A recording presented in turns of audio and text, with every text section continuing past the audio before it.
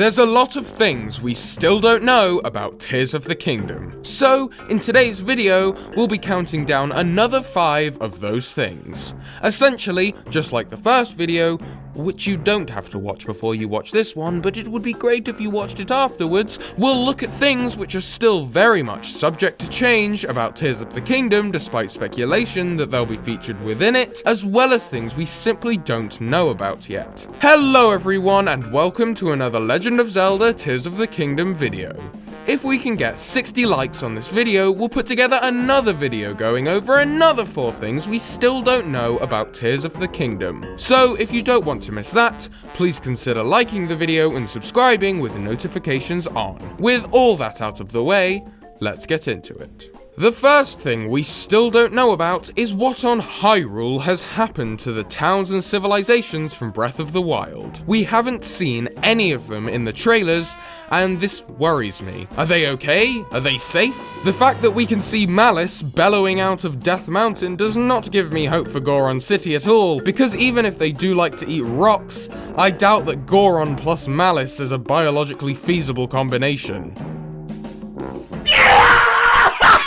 There also still seems to be absolutely no hope for Castletown. Maybe one day we'll be able to explore this place outside of Age of Calamity, but my hopes are waning. Anyway, let's get back on track. We probably haven't seen any of these areas yet because they've had major changes made to them, or the people living there are stuck in yet another precarious predicament like they were in Breath of the Wild, to give us a reason to revisit them as part of the story in the new game. Because it would be totally bizarre to have a town in the game which you don't have to visit at all for any of the main quests, right? But if I can stop being sarcastic for 5 seconds, we can move on to the next thing we still don't know about, which is if these little gremlins, the Koroks, and whether they, or something similar, will still be in Tears of the Kingdom. In Breath of the Wild, the Koroks served to fill the world of Hyrule with micro-puzzles outside of shrines to reward players for their diligent exploration of the game's world, and boy did the Koroks give you a reward. A reward which definitely is not magic golden feces. I really enjoyed the Koroks and the satisfying little noises that they made in Breath of the Wild. Probably because I'm not that dedicated to completion. I think a similar thing to search for whilst exploring in Tears of the Kingdom is essential for the game to make its world feel even more interesting to explore. But maybe it will be a different type of creature, and maybe there will be less of them, as well as a better built-in way to track down the ones you still haven't managed to collect yet. So the Zelda team can distance themselves from the Koroks and the criticisms they saw. Another thing we're yet to see is if Tears of the Kingdom will contain new mechanics such as crafting. A lot have speculated that we could get crafting as part of the game, and to be honest, it would be a logical next step after we had cooking in Breath of the Wild. I feel it would be a great feature that would justify us having hundreds of random items sitting in our inventories for next to no reason. Seriously, imagine how much it would add to the gameplay loop if we could use the things we found on the floor, like sticks and rocks, to make weapons.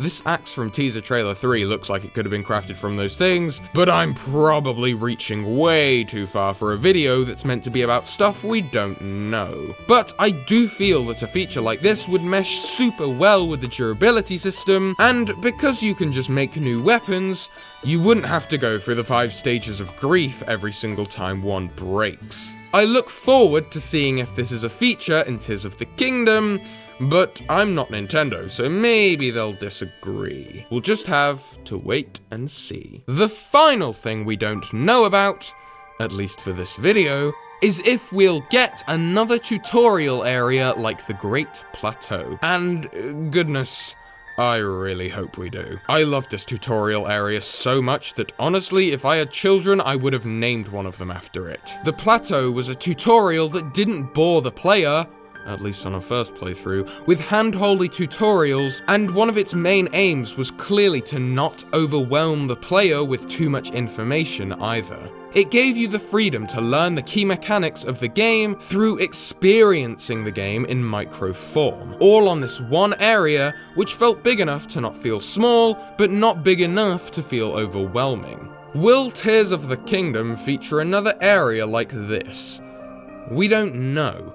But if we do, perhaps it could be the plateau from the first game risen up into the sky. I feel that would feel cool, but honestly, I'd be a little disappointed to be experiencing the same tutorial area again. I think they're likely to just give us a brand new tutorial area on one of the beautiful new floating islands. Perhaps this massive one here that we can see in Trailer 3 would suffice. The Sky World seems to be the game's big focus so far. It's the main feature on the box art, for heaven's sake, and a lot of the game's key new features like skydiving can only really be taught up in the air, so it would make sense for the tutorial area to be up in the sky too. The area could also be, or at least feature the ruins of, Skyloft.